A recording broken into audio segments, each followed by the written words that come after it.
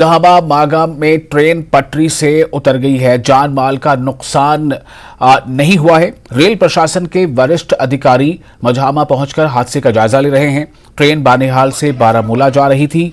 ये मजहामा railway station के पास पटरी से उतर गई। ART आपातकालीन राहत ट्रेनें भी मजहामा पहुंच रही हैं।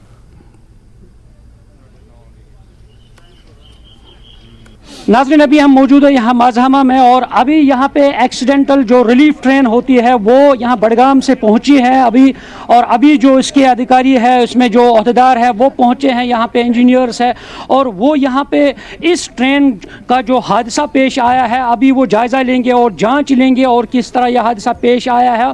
और अभी जो इंजीनियर्स है, जो अहदेदार है, वो इस पटरी से इस ट्रेन को यहाँ से खड़ा करेंगे और इस पटरी पर लाएंगे और इसके साथ साथ यहाँ पे ये जाँच की जाएगी कि हादसा किस तरह पेश आया है। और क्योंकि ये सुबह सवेरे से ही 7:15 बजे जब बानिहाल से ये ट्रेन निकली है, उन्हें बारामूला पहुंचना था और उसके बाद जब मजहामा रेलवे स्टेशन जो यहाँ पे है और मजहामा रेलवे स्टेशन के करीब ही यह हादसा पेश आया है और इस तरह से जो यहाँ पे इनमें पैसेंजर्स है वो मौजूदाती तौर पे यहाँ पे बच निकले हैं। और इस तरह से अब देखना है कि किस तरह और जाँच की जाएगी कि किस तरह इस ट्रेन का हादसा हुआ है और किस तरह ये पटरी से नीचे आई है और ये आने वाला वक्त बताएगा और उसके बाद ही जो अहदेदार है वो डिटेल मीडिया के साथ शेयर करेंगे। न्यूज़ 18 जम्मू कश्मीर के लिए मैं मजहामा से मुनीर हुसैन हुर्रा।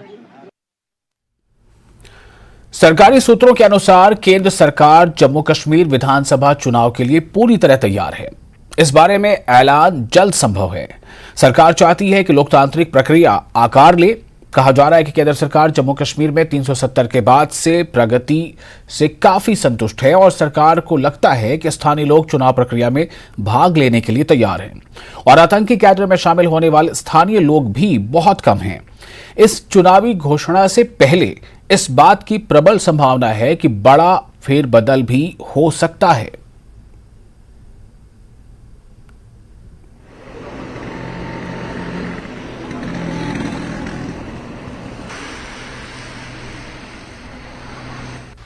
जम्मू कश्मीर में अब जल्द विधानसभा चुनाव हो सकते हैं, इस पे बात करेंगे। कांग्रेस के चीफ स्पोक्सपर्सन जम्मू कश्मीर रविंदर शर्मा हमारे साथ मौजूद हैं। अब ये संकेत आ चुके हैं कि जल्द इलेक्शन हो सकते हैं। जो 370 के बाद यहाँ पे काम हुए हैं उससे मुतमईन दिख रहा है केंद्र सरकार। क्या कहेंगे? देखिए, चुनाव तो बहुत देर हो गई, चुनाव जल्दी से जल्दी होने चाहिए, इसमें कोई शक नहीं। कांग्रेस पार्टी ने पहली आवाज़ उठाई थी 370 तोड़ने के बाद कि आप चुनाव करवा दीजिए। आपने अपना एजेंडा पूरा किया लेकिन स्टेट को तोड़ दिया। कम से कम स्टेट को क्यों नहीं बहाल करते? यहाँ ज़मीन और नौकरी का जो आश्वासन आपने दिया था कि वो लोकल्स के लिए रहेगा, उसको क्यों नहीं करते?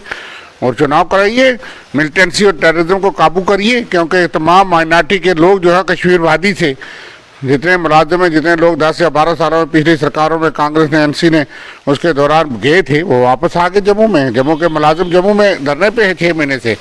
रजौरी में इतने बड़ा हत्याकांड हुआ है। आतंकवाद पर काबू डालें और तमाम पॉलिटिकल पार्टीज़ को राह दें कि वो चुनाव के लिए तैयार हो सके। चुनाव के लिए पूरी तैयारी है लेकिन सिक्योरिटी जो है वो नहीं दी जाती विपक्ष को। ये एक मंसूबा है कि भारतीय जनता पार्टी के छोटे छोटे कार्यकर्ताओं को भी सिक्योरिटी है लेकिन हमारे जो सीनियर लीडर हैं, बड़े लोग हैं, उनको सहूलत नहीं दी जाती। इसके साथ साथ जो भारत जोड़ो यात्रा जो अब शुरुआत जिसकी होने वाली है, आपको लगता है कि ये समय जिस समय ये यात्रा होगी उसका सियासी फायदा भी कांग्रेस पार्टी को मिल सकता है आने वाले विधानसभा चुनाव में? देखिए, इसका आकलन हम नहीं करते क्योंकि ये भारत जोड़ो नफरत छोड़ो यात्रा का नारा है। और दूसरी बात यह है कि यहाँ अनएम्प्लॉयमेंट है और जो जॉब निकले उसमें तमाम लिस्टें कैंसिल हो गई, रद्द हो गई क्योंकि उसमें घोटाले हो गए।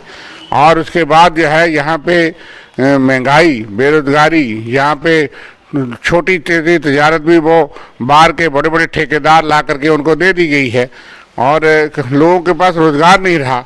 ज़मीनें आज ऑर्डर हो गया 31 जनवरी तक जो किसान छोटा, जो लैंडलेस, बेघर, बेज़मीन, हर आदमी को जो है वो निकाला जाएगा, उसको बेघर। साथ साथ क्या कांग्रेस पार्टी कहाँ देखती है अपने आप को? क्या आपको लगता है कि जो विधानसभा चुनाव होने वाले हैं इसमें कांग्रेस पार्टी चुनाव के बाद कहाँ देखती है? कांग्रेस पार्टी एक बड़ा मजबूत दल है और यहाँ सत्ता बनाने में कांग्रेस पार्टी यहाँ नेतृत्व करेगी, उसका हिस्सा होगी। जम्मू कश्मीर में कांग्रेस के बिना कोई सरकार अगली नहीं बनेगी, ये मेरा दावा है। और हम बहुत बेहतर प्रदर्शन करेंगे। लोगों ने भाजपा को भी देख लिया, लोगों ने बाकी पार्टी को भी देख लिया। ABCD पार्टियां बीजेपी की कहीं कामयाब नहीं होंगी। सूत्रों से मिली जानकारी के मुताबिक जम्मू कश्मीर में यूनियन गवर्नमेंट जो है वो जल्द से जल्द चुनाव कराने के लिए काफ़ी सीरियस हो चुकी है और उसको लेकर तैयारियां जो हैं वो की जा रही हैं। हाल ही में भारतीय जनता पार्टी की बहुत बड़ी बड़ी मीटिंग्स जो हैं वो हुई हैं, जिसमें केंद्र सरकार में होम मिनिस्टर के साथ भी मीटिंग हुई और हाल ही में जो जनरल सेक्रेटरी हैं BL संतोष, वो भी जम्मू कश्मीर पहुंचे थे और भारतीय जनता पार्टी के नेतृत्व से मुलाकात की, जिससे कि चुनावों की सुगबुगाहट नजर आती है। जम्मू कश्मीर नेशनल कॉन्फ्रेंस का इस पर क्या सोचना है, इस पर बातचीत करेंगे। सीनियर लीडर शेख बशीर जी हमारे साथ मौजूद हैं। बशीर साहब, किस तरह से देखते हैं इस तरह की खबरें आ रही हैं कि यूनियन गवर्नमेंट अब सीरियस हो चुकी है जम्मू कश्मीर में चुनाव कराने के लिए? बहुत अरसा से सुन रहे हैं, बहुत अरसा से सुन रहे हैं, 4 साल से सुन रहे हैं कि चुनाव कराना चाहते हैं जी, लेकिन करा नहीं रहे।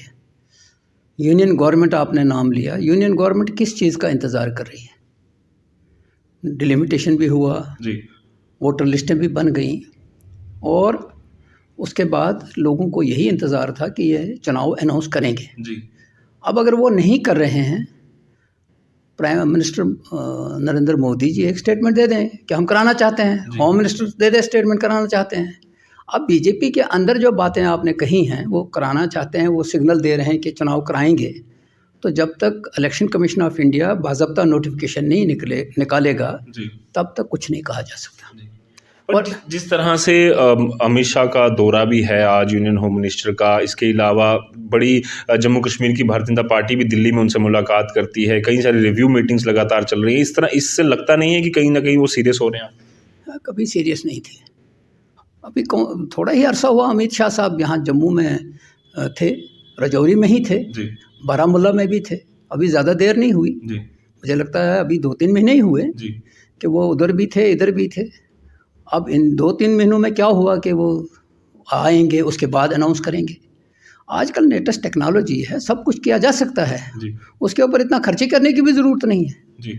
और शायद अगर वो वहाँ से आ रहे हैं और वो जो लोग हैं जिन लोगों की वहाँ वो डेथ हुई है अनफॉर्चुनेट, तो जितना पैसा वो सिक्योरिटी पर खर्च कर रहे हैं वो उतना दे देना उनको, ताकि वो फैमिलीज जो हैं वो कम से कम अब सर्वाइव कर सके।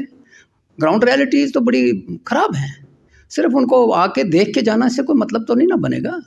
वो आ जाएं, क्योंकि उनके पास सारे रिसोर्सेज हैं उनके ऊपर।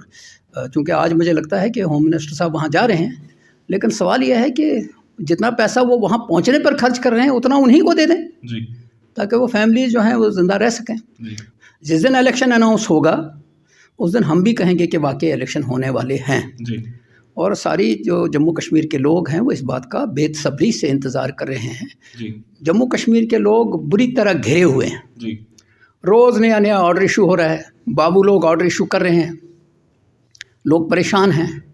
ताकि लोगों को इस झमेले से बाहर निकालने के लिए एक ही रास्ता है कि इलेक्शन हो और वो अपने नुमाइंदे चुन के लाएं और वो उनका फैसला कर सकें। पर आपको लगता है अब हालात जो हैं वो पूरी तरह से स्टेबल हैं और यहाँ पर सरकार चुनाव हो सकते हैं, किसी तरह की परेशानी नहीं आएगी? और जिस तरह से अब ये भी बात चल रही है कि पंचायत चुनाव भी होने हैं, उसके बाद अर्बन लोकल बॉडीज़ के चुनाव होने हैं, पर उससे पहले मेंबर ऑफ पार्लियामेंट के चुनाव 2024 में है, उससे पहले जम्मू कश्मीर में चुनाव होने के लिए तैयार है पूरी तरह से ग्राउंड?